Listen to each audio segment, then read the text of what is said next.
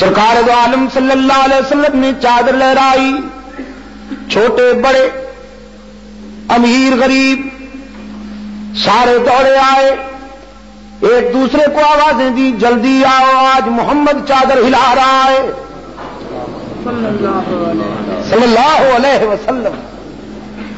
سامنے آ کے بیٹھ گئے۔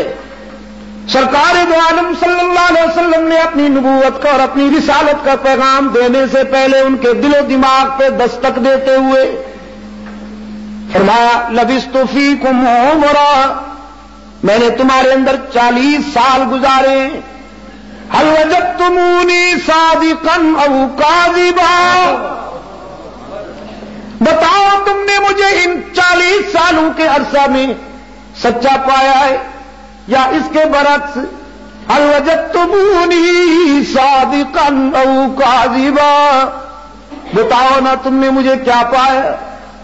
تمام مشرکین بجک زبان کہتے ہیں جربنا لک مرارا، ہم نے آپ کو کئی مرتبہ آزمایا، دکھوں میں آزمایا، سکھوں میں آزمایا، انفرادی زندگی میں آزمایا، اجتماعی زندگی میں آزمایا، اندرون خانہ آزمایا، بیرون خانہ آزمایا، معاملات میں آزمایا، لیکن ما رأینا فیک الا صدقا، ہم نے جب بھی آزمایا آپ میں سچائی کے سوا کچھ نہیں دیکھا۔ آپ سے بڑا سچا بھی کوئی نہیں، آپ سے بڑا دیانتدار بھی کوئی نہیں، اور جلا کے یتیم، ہم تو جب سچائی کو چلتا پھرتا دیکھنا چاہتے ہیں تو تجھے دیکھ لیتے ہیں۔ دیکھا آپ نے، الفضل ما شاہدت بہ الاعداء اس کو کہتے ہیں۔ سرکار دو عالم صلی اللہ علیہ وسلم نے فرمایا اچھی بات ہے، اب اگر میں تم سے یہ کہوں کہ پہاڑ کے پیچھے کوئی دشمن لشکر لے کے آ رہا ہے تو مان جاؤ گے؟ کہنے لگے ہاں کیوں نہیں مانیں گے، اگرچہ یہ بات تو بڑی مشکل ہے، ہم ایسی کوئی معمولی قوم تو نہیں ہے کہ ہمارے اوپر کوئی حملہ کر دے،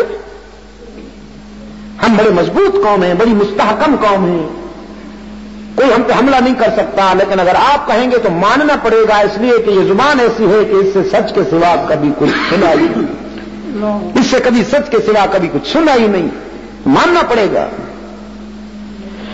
اللہ کے رسول صلی اللہ علیہ وسلم نے فرمایا اچھی بات ہے، اگر تم میری بات پر یقین رکھتے ہو، مجھے سچا مانتے ہو تو پھر سنو، اعبدوا ربکم الذی خلقکم والذین من قبلکم لعلکم تتقون، اسی کی ہی عبادت کرو۔ کس کی؟ یہ بتائے، اے کاش آپ نے قرآن کو بغور پڑھا ہوتا۔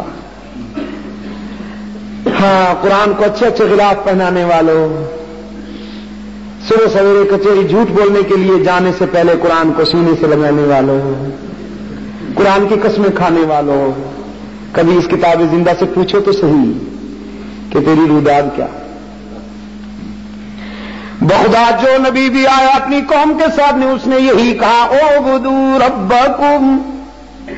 اگر آپ اجازت دیں تو کہوں، کسی ایک پیغمبر نے تعویذ گنڈا بیچنے کی دکان نہیں کھولی، خدا کی قسم، کسی ایک پیغمبر نے بھی گدی نشین بن کر نادان اور سادہ لو انسانوں سے نذرانے نہیں بٹورے، تمام پیغمبروں نے آ کر اس کی توحید بیان کی، گالیاں سنی، مشکلات برداشت کی۔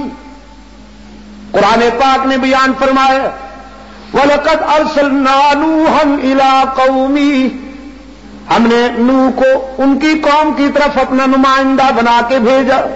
فَقَالَ يَا قَوْمِ، حضرت نوح نے قوم کو پکارتے ہوئے فرمایا اِنِّي لَكُمْ نَذِيرٌ مُّبِينٌ، میں تمہارے لیے تنبیہ لایا ہوں، اللہ تعبدوا الا اللہ،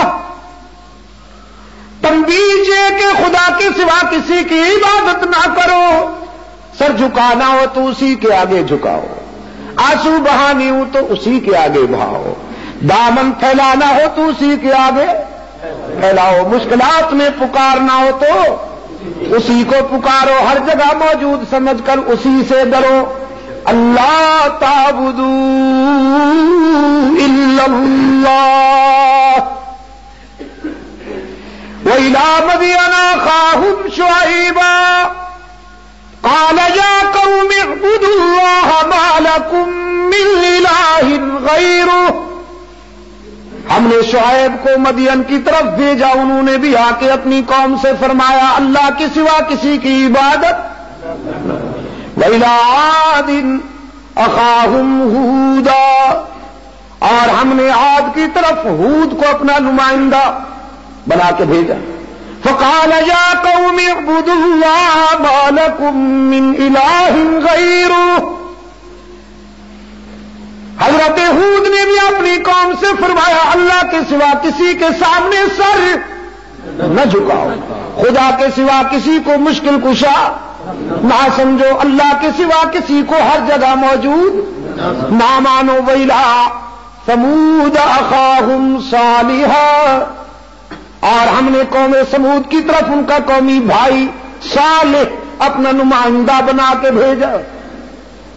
کوہات کے روشن ضمیروں, ارباب اہل نظر, ارباب فکر و نظر, قرآن کی یہ ادا قابل غور ہے کہ متعدد مقامات پر اللہ نے نبیوں کو ان کی قوم کا بھائی کہا.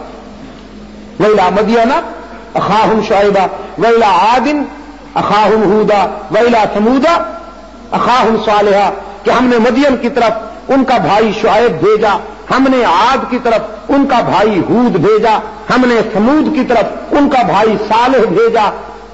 تو یہ خدا نے اپنے نبیوں کو قوم کا بھائی کہا, توہین تو نہیں ہو گئی؟ یہ میں اس لیے پوچھ رہا ہوں کہ بعض دوست لفظ بھائی سے الرجک, کرنٹ لگتا ہے بیچاروں کو, دیکھو جی نبی کو بھائی کہتے ہیں. اجنبی فنکار قوم کو لڑانے کے لیے کئی قسم کے وہ گھر رکھے ہیں, ہیلے بہانے گھر رکھے ہیں مسلم ملت اسلامیہ کے گھر میں آگ لگانے کے لیے. انبیاء علیہ الصلوۃ والسلام کی اخوت کی نسبت قوم کی طرف کرنا توہین نہیں ہے بلکہ سنت اللہ ہے. قرآن پاک نے یہ اطلاع دی ہے کہ سب سے پہلے یہ اصطلاح خدا نے استعمال کی کہ اپنے نبیوں کو ان کی قوموں کا بھائی قرار دیا. میرے عزیز دوستو, تمام انبیاء علیہ الصلوۃ والسلام نے فرمایا اعبدوا اللہ ما لکم من الہ غیرہ. اور ایک مقام پہ رب العالمین نے فرمایا اپنے محبوب سے وذکر فی کتاب ابراہیم,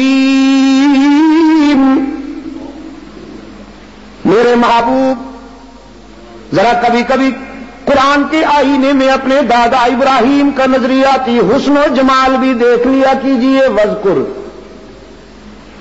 انہ کان صدیقا نبیّا, کہ ابراہیم ہمارا سچا پیغمبر تھا.